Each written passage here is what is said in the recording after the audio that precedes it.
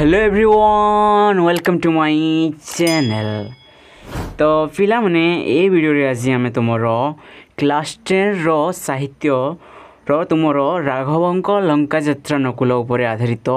25 T question discussion करबा को जाउ छु। तो पिला माने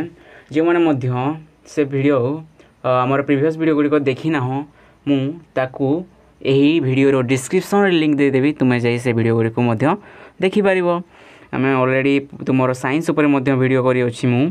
जे तुमे चाहिले ताकू मध्य देखि पारिबो। तो देखो जे तुमरो प्रथम क्वेश्चन टी कोन ना कवि सम्राट किए पिले माने ध्यान दियो जे कवि सम्राट किए। तुमरो ऑप्शन ए कोन अछि ना Radhanath Ray, option B Upendra Bhanja, option C Kalidas एवं ऑप्शन डी कोन ना नंदकिशोर बोल। तो पिला माने यार सठिक आंसर टी कोन होना कवि सम्राट किए ना पिला माने तुमरो कवि सम्राट होजंती उपेंद्र भंज। बुझिला पिले कवि सम्राट किए ना उपेंद्र भंज। तो देखो आमे तुमरो नेक्स्ट क्वेश्चन को जीवा केउटी उपेंद्र भंजक रचना नुहे, केउटी उपेंद्र भंजक रचना नुहे। तुमरो ऑप्शन नंबर क कोन अछि ना सुभद्र परियाण, ऑप्शन नंबर ख छांदभूषण, ऑप्शन नंबर ग रसिक हारावली एवं ऑप्शन नंबर घ कोन ना पद्मिनी।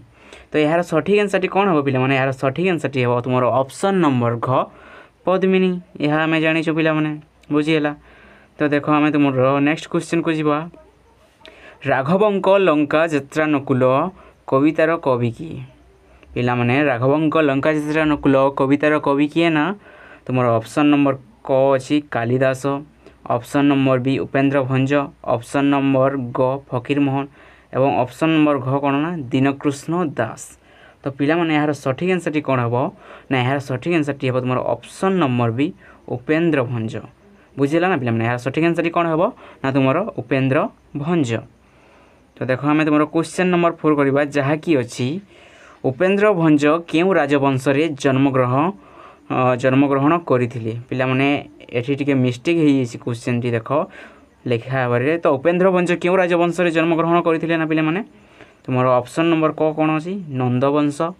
ऑप्शन नंबर ख अछि सोमवंश, ऑप्शन नंबर ग घुमुसुर राजवंश एवं ऑप्शन नंबर घ कोन ना मौर्य वंश। तो यार सठिक आंसर टी कोन ना यार सठिक आंसर टी होछि तुमरो ऑप्शन नंबर ग पिले माने कोन ना घुमुसुर राजवंश। बुझिला। तो देखो हमें तुमरो नेक्स्ट क्वेश्चन को जीवा जहा कि होछि तुमरो क्वेश्चन नंबर 5 राघवंक लंका यात्रा नकुल कविताटी कविंकर केउ काव्यरु संग्रहित। राघवंक लंका यात्रा नकुल कविताटी कविंकर केउ काव्यरु संग्रहित। तुमरो ऑप्शन नंबर क होछि वैदेहीश विलास, ऑप्शन नंबर ख लावण्यवती, ऑप्शन नंबर ग सुभद्रा परियाण एवं ऑप्शन नंबर घ कोन ना रसिक हारावली। तो पिला माने यार सठिक आंसर टी कोन हबो ना तुमरो ऑप्शन नंबर क वैदेहीश पिला माने जे मानन को मध्य आंसर आछुची से माने कमेंट रे जणाई पारिबो। बुझिला पिला माने। देखो हमें तुमरो नेक्स्ट क्वेश्चन जीवा। तो तुमरो नेक्स्ट क्वेश्चन होछि क्वेश्चन नंबर 6 जहा की अछि वैदेहीश विलास काव्य केते छंद विशिष्ट रचना। वैदेहीश विलास काव्य केते छंद विशिष्ट रचना। तुमरो ऑप्शन नंबर क होछि 50, ऑप्शन नंबर ख 51, ऑप्शन नंबर ग 52 एवं ऑप्शन नंबर घ कोन ना 53। तो पिला माने यार सठिक आंसर टी कोन ना तुमरो ऑप्शन नंबर घ 52 पिला माने बुझिला। तो यार सठिक आंसर टी कोन ना ऑप्शन नंबर ग 52। बुझिला। केउ ग्रंथटी उपेंद्र भंजक कृति अर्थात केउ ग्रंथटी उपेंद्र भंजक द्वारा रचित। बुझिला पिला माने तुमरो ऑप्शन नंबर क होछि रसकल्लोल, ऑप्शन नंबर ख मथुरा मंगल, ऑप्शन नंबर ग रसपंचक एवं ऑप्शन नंबर घ कोन ना विदग्ध चिंतामणि। तो यार सठिक आंसर टी कोन हबो पिला माने यार सठिक आंसर टी हबो तुमरो ऑप्शन नंबर ग रसपंचक। बुझिला पिला माने। तो देखो हमें तुमरो नेक्स्ट क्वेश्चन जीवा उपेंद्र भंजक लावण्यवती एक डैश। पिले माने उपेंद्र भंजक लावण्यवती एक कोन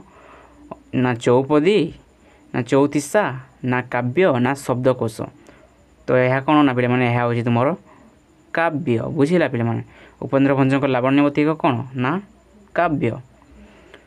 उपेंद्र भंजक द्वारा रचित केउ पुस्तकटी एक पद्यात्मक। पिला माने ए क्वेश्चन टी तुमरो भूल अछि। देखो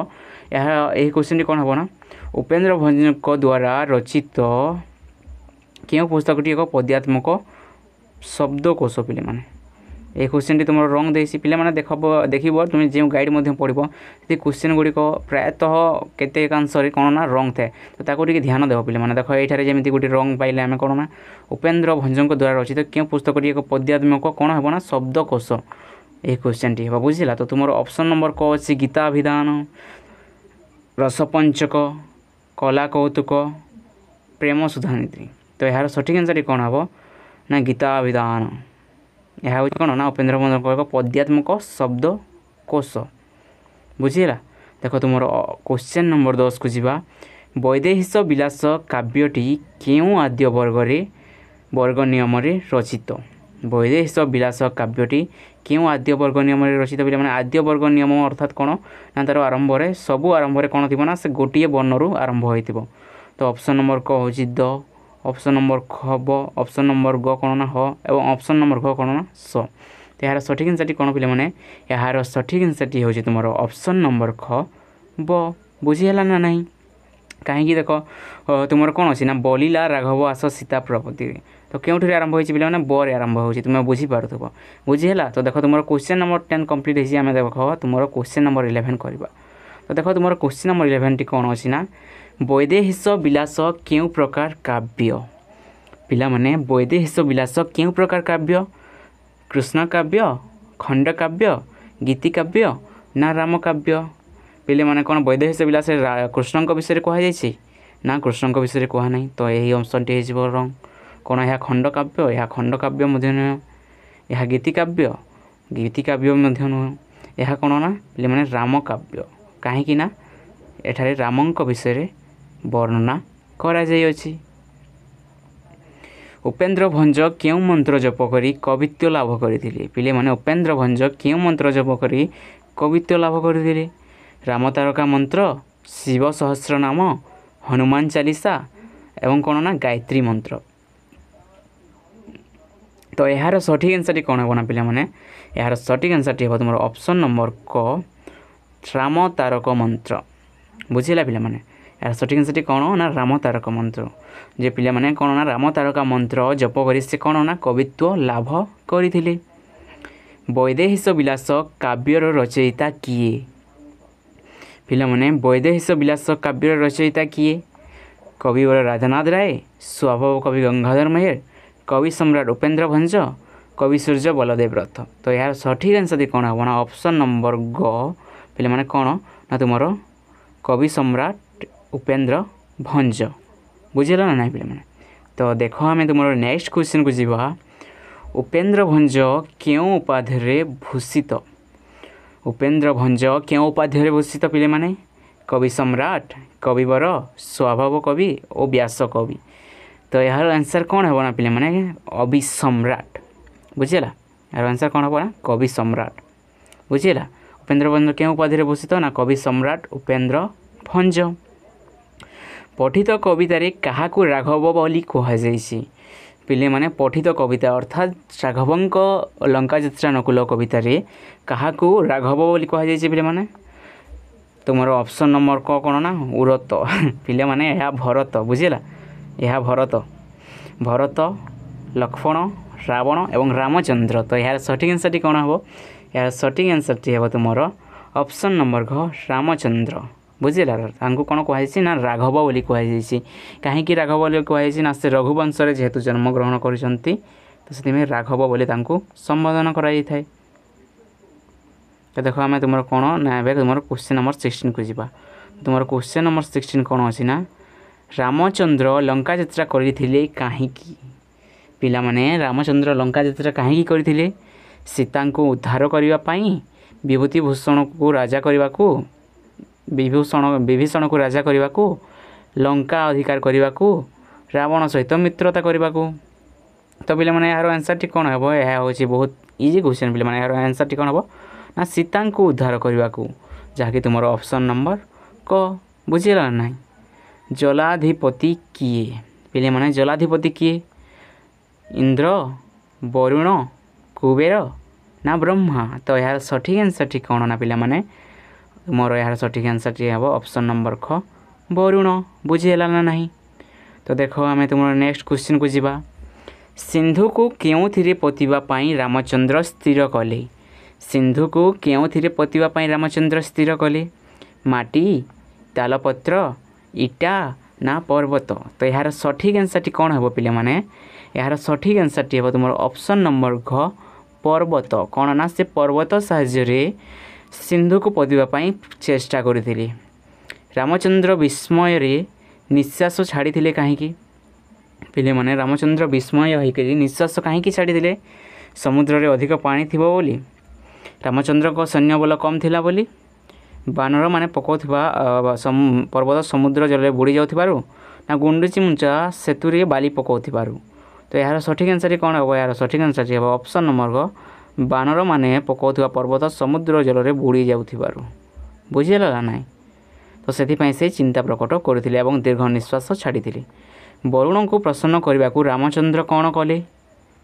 अनशन कर कुशशय्या शयन कले वरुण को उपहार देले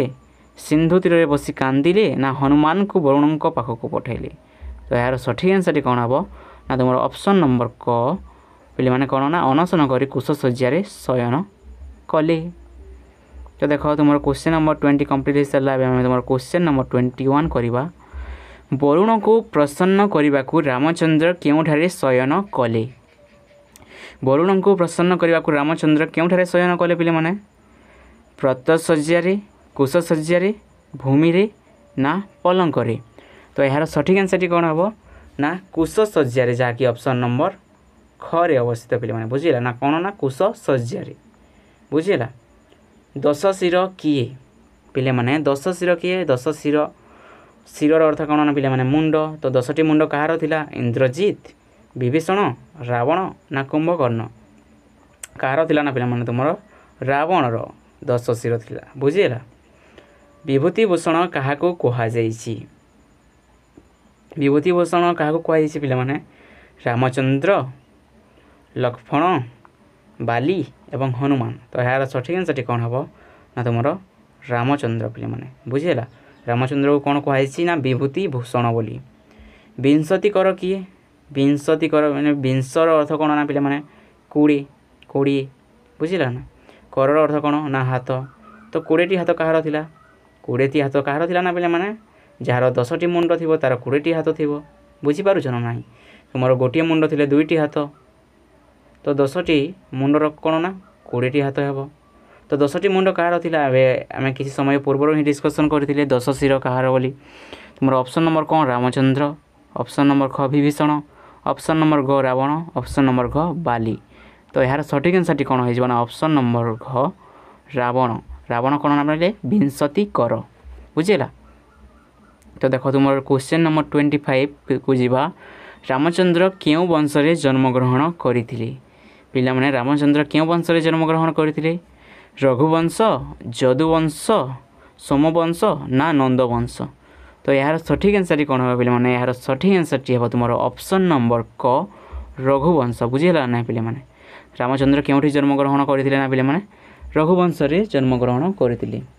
तो पिला माने देखो आम तुम टॉप 25 क्वेश्चन तुम राघवंक लंका यात्रा नकुल चैप्टर रु कंप्लीट करदेले और नेक्स्ट वीडियो पुणी यही भाव में आम टॉप 20 कि 25 क्वेश्चन को नहीं डिस्कसन करवा तो पिला माने वीडियोटी भल लगी चैनल को सब्सक्राइब करदेव और तुम सांग मान निकट को शेयर करदेव जहाँफल से ये वीडियो बेनिफिट ग्रहण करेंगे और पिले माने मो चैनल को सब्सक्राइब करदेव जहाँफल कौन हे ना मु 10th क्लास रिलेटेड तुम मैथमेटिक्स एवं अन्य सब्जेक्ट गुड़िक तुम डिटेल वीडियो गुड़िक बनाऊँगी जहाँकि तुमको बेनिफिट एवं एग्जाम पॉइंट ऑफ व्यू रे तुम बहुत लाभदायक होगा जहाँफल तुम एग्जाम पे पे गोटे भल स्कोर कर बुझीगला ना पे मैंने।